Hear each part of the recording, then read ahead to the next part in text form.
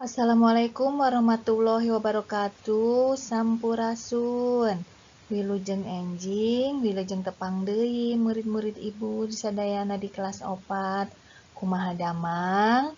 Mudah-mudahan urang sadayana aya dinu kaayaan sehat walafiat. Amin. Yuk urang kawitan diajar bahasa Sunda dinten ieu ku bacaan basmalah sasarengan. Bismillahirrohmanirrohim.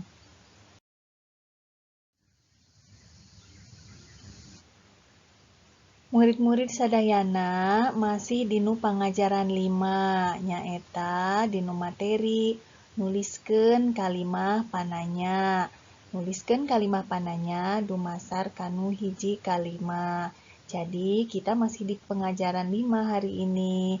Materinya yaitu tentang menuliskan suatu kalimah tanya.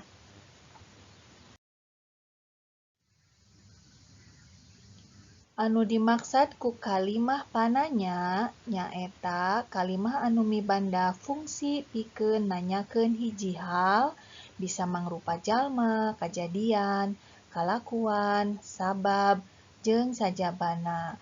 Jadi yang dimaksud dengan kalimat tanya adalah kalimat yang mempunyai fungsi untuk menanyakan suatu hal, bisa berupa menanyakan seseorang, kejadian, kelakuan seseorang, sabab, kejadian, dan lain-lain.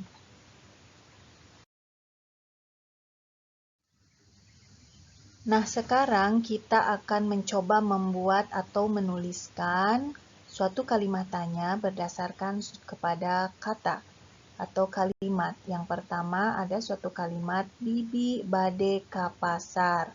Bagaimana cara membuat kalimat tanyanya? Bibi bade ka pasar. Kalimat tanyanya bibi bade ka mana atau bade ka mana bibi? Anu kadua, Fitri nuju Mam. Kalimat pananyanya, nuju naon Fitri? Jawabannya Fitri nuju Mam. Jadi seperti itu ya. Jawabannya sudah ada di atas. Dibuatlah kalimat tanyanya di bawahnya. Bagaimana? Sudah mengerti? Bisa ya semuanya?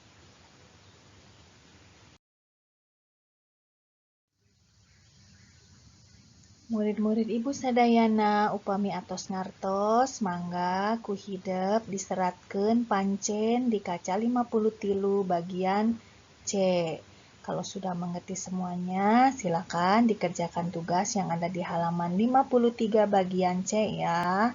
Kalau sudah dikerjakan, silakan dikirimkan ke ibu seperti biasa ya.